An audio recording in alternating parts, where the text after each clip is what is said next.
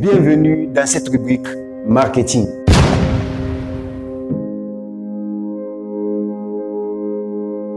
Dans cette vidéo, tu vas comprendre les notions clés du marketing, ce qui va te permettre de réussir dans ton marché, dans ton environnement, dans ton entreprise. La première notion, c'est l'offre. L'offre, c'est quoi? C'est le produit que tu proposes ou le service que tu proposes. Si c'est la confiture d'ananas que tu proposes, par exemple, c'est ça ton offre. Si c'est une prestation de service liée au transport, transporter les gens, c'est ça ton offre, le service que tu rends aux gens. La deuxième notion dans cette vidéo, c'est la demande. C'est quoi la demande? La demande, c'est tout simplement le comportement de consommation d'un produit ou d'un service. Ça veut dire quoi réellement? Tu sais, les économistes, ils aiment ça, des gros mots. Ici, on n'a pas de gros mots.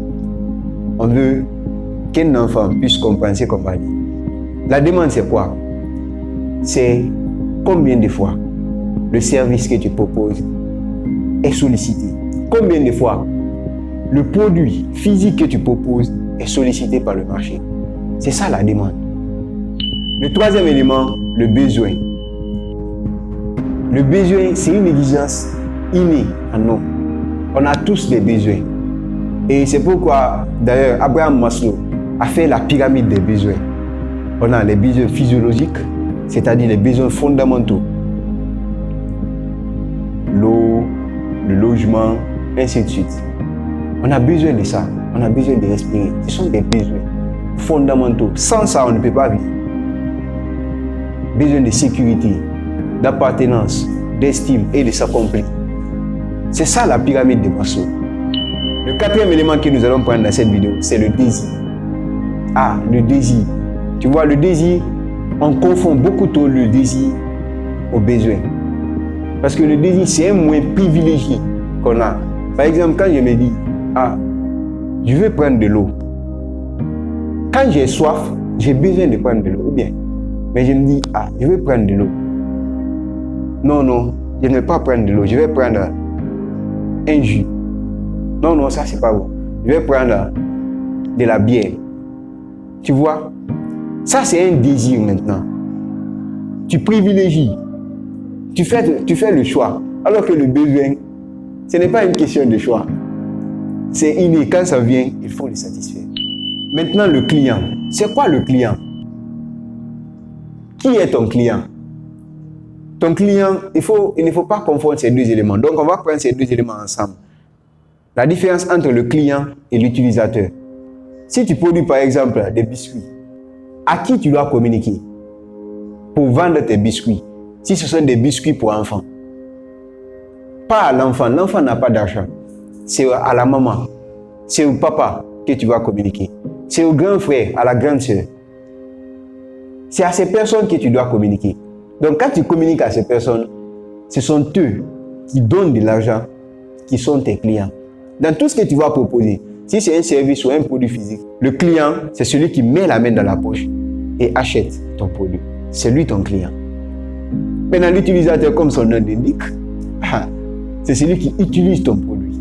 C'est celui qui utilise ton service. C'est lui qui obtient les avantages directs du service ou du produit. On va toucher toutes ces notions parce qu'on a besoin de ces notions. On a besoin de ces notions. Dans les prochaines vidéos, tu vas voir qu'on va parler de ces notions, mais on ne va plus se mettre à expliquer c'est quoi tel. Quand on dit prescripteur, le prescripteur, c'est celui qui recommande le produit. On le voit dans les publicités.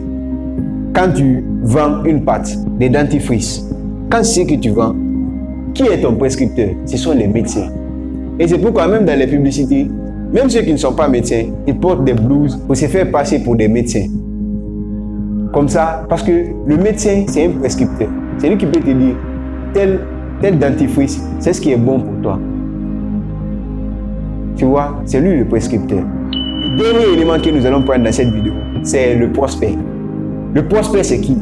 C'est celui-là qui est susceptible d'acheter ton produit. Il est susceptible d'être ton client.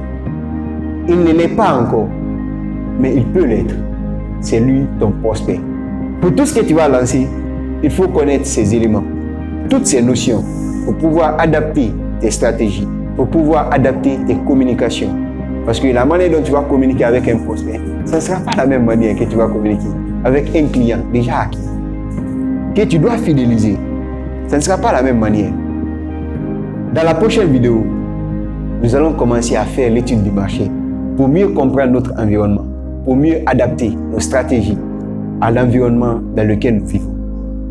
À très bientôt, si le Créateur, le Tout-Puissant, le veut bien.